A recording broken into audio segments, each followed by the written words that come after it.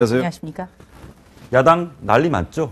네, 그렇습니다. 예, 보니까 뭐 밥을 먹자, 안 먹는다, 못 먹겠다, 아프다, 도와달라, 못 도와주겠다 난리인데 이쯤 되면 뭔가 얘기를 해야 될 분이 안 하거든요. 지금 얼마나 시끄러운지 문재인 대표에게 한번 들어보시겠습니다. 그쯤 되면 조금 정치가 좀 허무해지죠. 무슨 누구를 위한 야권 재편인지 그렇게 묻고 싶고요.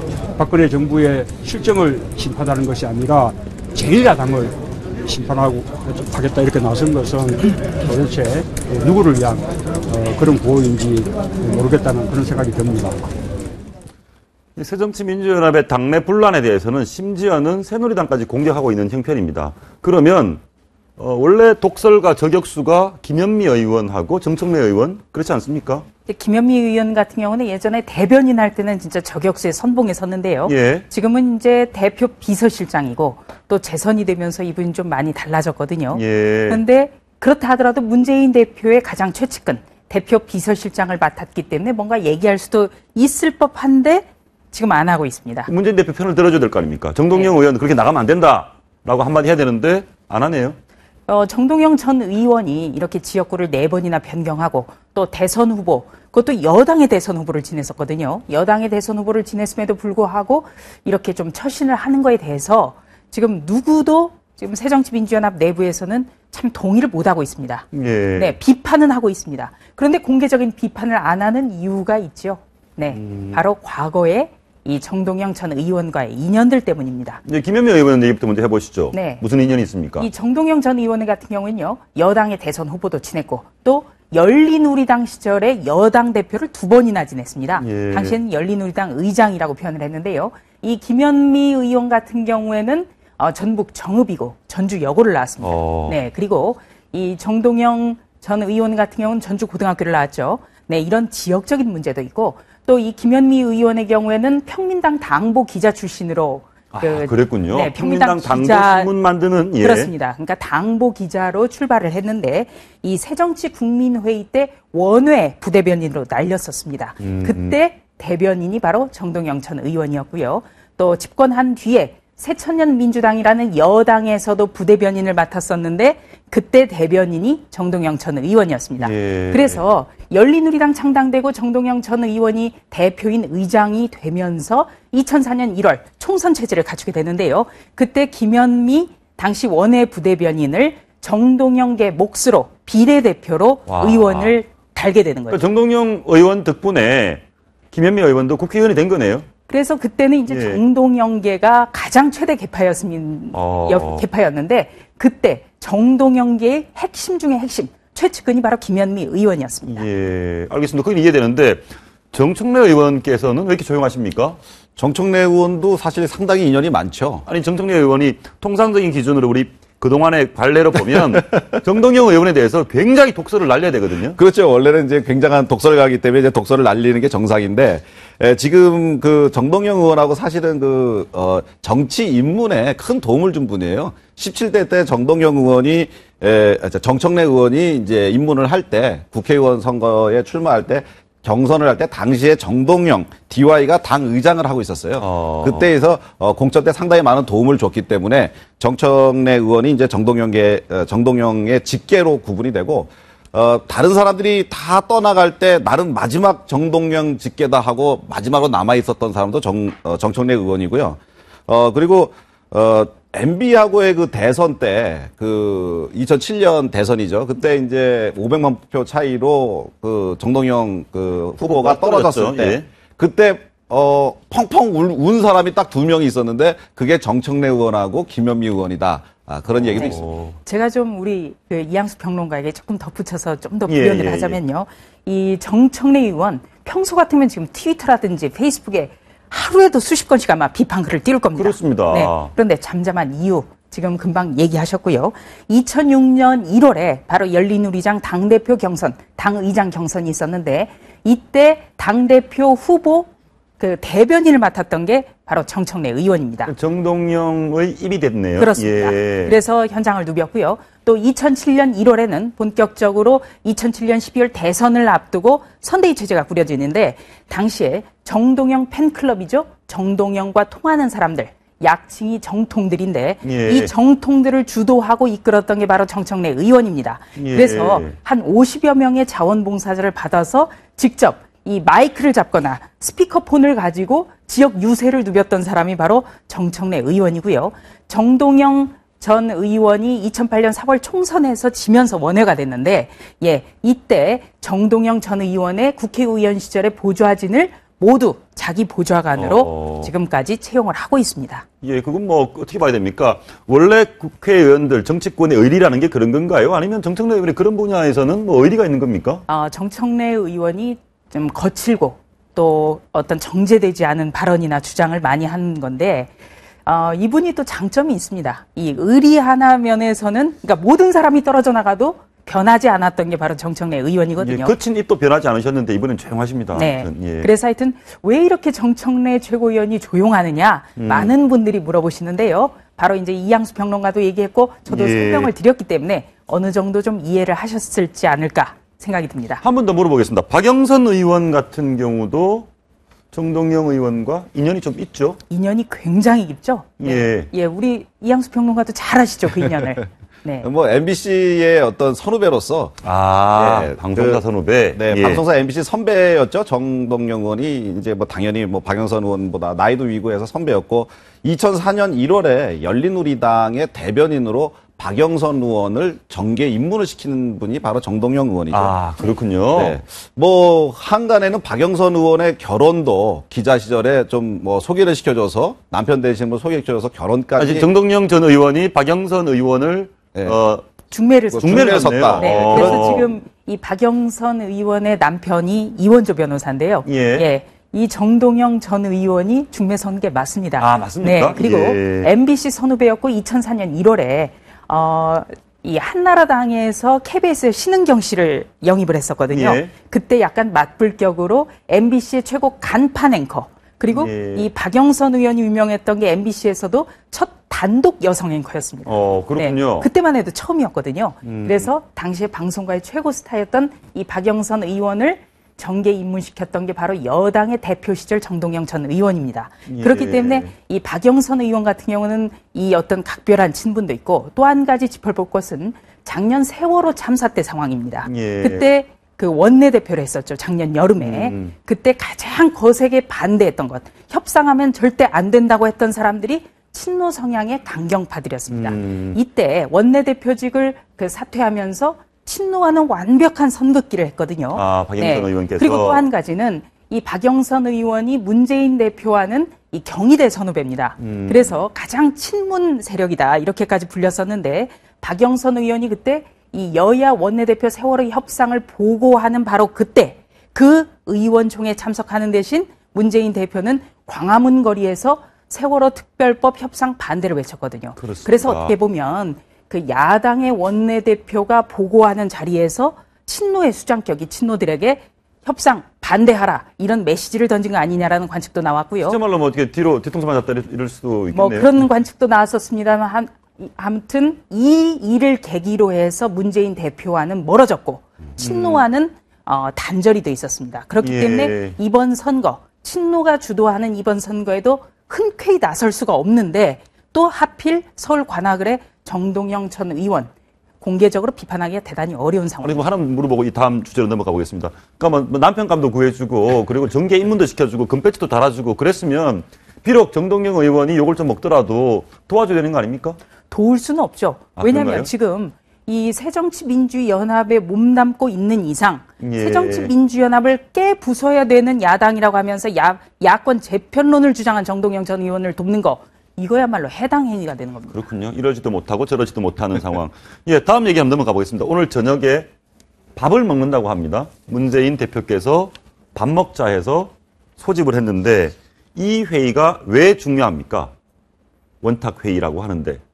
원탁회의라는 말이 굉장히 거창한데요. 원래 원탁은 뭐 원탁의 기사에서도 있듯이 이 둥근 탁자, 그러니까 어떤 리더가 어떤 권위를 가지고 직사각형에서 하는 게 아니라 동등한 자격으로 참여한다고 해서 이 원탁회의인데, 흔히 야권에서 원탁회의 굉장히 많이 쓰죠. 그런데 이 원탁회의가 지금 반탁회의가 될 가능성이 높습니다. 예. 왜냐면요, 전직 대표 그리고 전직 원내대표들에게 전부 문재인 대표가 오늘 좀 모이세요. 내가 오늘 재보선 지원 문제에 대해서 어떻게 어느 지역을 누가 맡을지 여러 가지 방안을 논의를 하겠다 이렇게 했는데 당장 박지원 전 원내대표 그리고 예. 김한길 전 대표 참석 못하겠다 이렇게 얘기를 했고요. 예. 이 박영선 전 원내대표 같은 경우에도 참석 여부를 처음부터 명백하게 밝히지 않았기 때문에 여러 가지 지금 논란이 나오는 겁니다. 예, 좀 심각한 것 같습니다. 그전에는 뭐 문재인 대표 체제에 대해서 일부 반대하는 사람이 있는가 보다 했는데 지금 범호남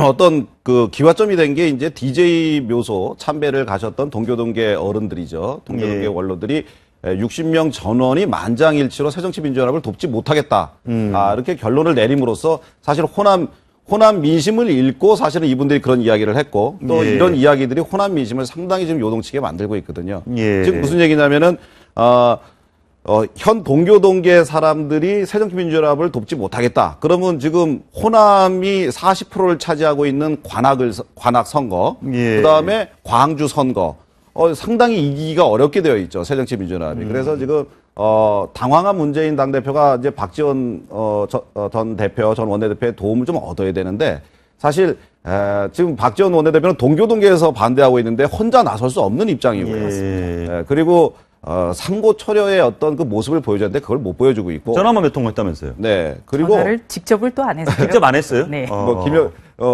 김현미 비서실장을 통해서 했었기 때문이라고 뭐 그런 얘기도 있는데, 근데 무엇보다도 왜 박지원 전 원내대표나 그다음에 동교동계 의원들이 이렇게 반대를 하는지 그 원인을 분석하고 그거에 대한 대응책을 문 대표가 지금 세워야 됩니다. 사실 가만히 보십시오.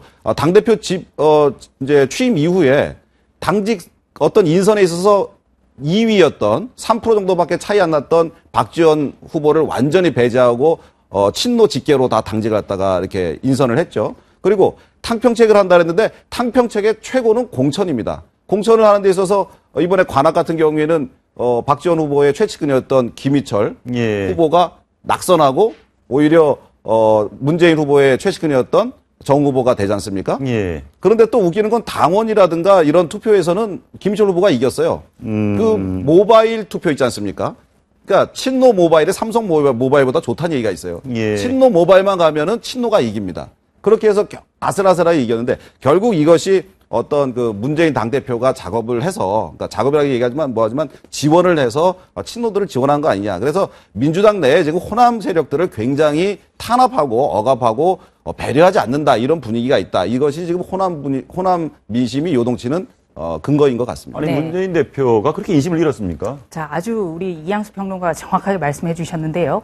이 부분을 이 동교동계가 왜 잘 지원을 하지 않는가? 이거는 28 전당대회를 아주 가까이 있는 들여다보시면 되겠습니다. 왜냐면요. 이 28 전당대회에서 동교동계는 박지원 의원을 같은 DJ이기 때문에 총력 지원을 했습니다. 예. 28 전당대회는 이 친노의 문재인 그리고 친 DJ의 박지원 둘이 양자 대결이었거든요. 예. 그런데 동교동계라는 거는 1960년대 DJ가 야당 총재 시절부터 DJ의 지근거리를 지켰던 가신그룹을 일컫습니다. 예. 그렇기 때문에 1990년대 중반에 이 미국에서 사업을 하다가 건너온 박지원 의원은 동교동계가 아니었습니다.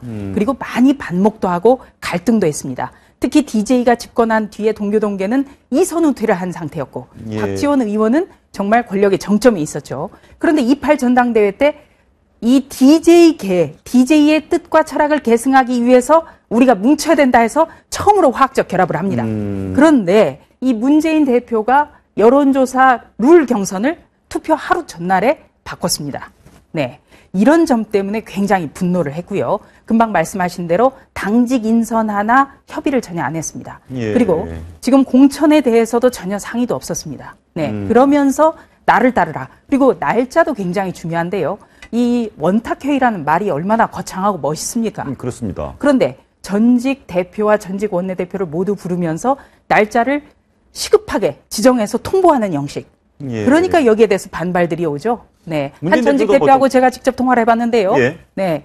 이거 그러면은 각종 일정을 어떻게 하라는 거냐. 그거 자체가 기분 나쁘다. 네. 이렇게도 얘기를 했습니다. 문재인 대표가 뭐 어차피 결국 우리 도와줄 거다. 나 별로 아쉬운 거 없다. 뭐 속마음이 그런 겁니까? 그거는 정말 그 사태 파악을 잘못하는 그런 생각일 겁니다. 왜냐하면 뭐 당연히 우리 뭐 새정치민주연합이니까 처음엔 좀 버티다가 어떤 시점 봐서 도와주겠지라고 생각하면 호남 민심을 지금 전혀 생각지 못하는 거예요. 지금 호남은 이번 선거는 그 친노를 바라보는 호남 민심에 답이 있다고 저는 생각합니다. 예. 그러니까 친노라는 세력이 과연 그 새정치민주연합이라든가 과거 야당의 중심이었던 호남을 어떻게 대우하느냐.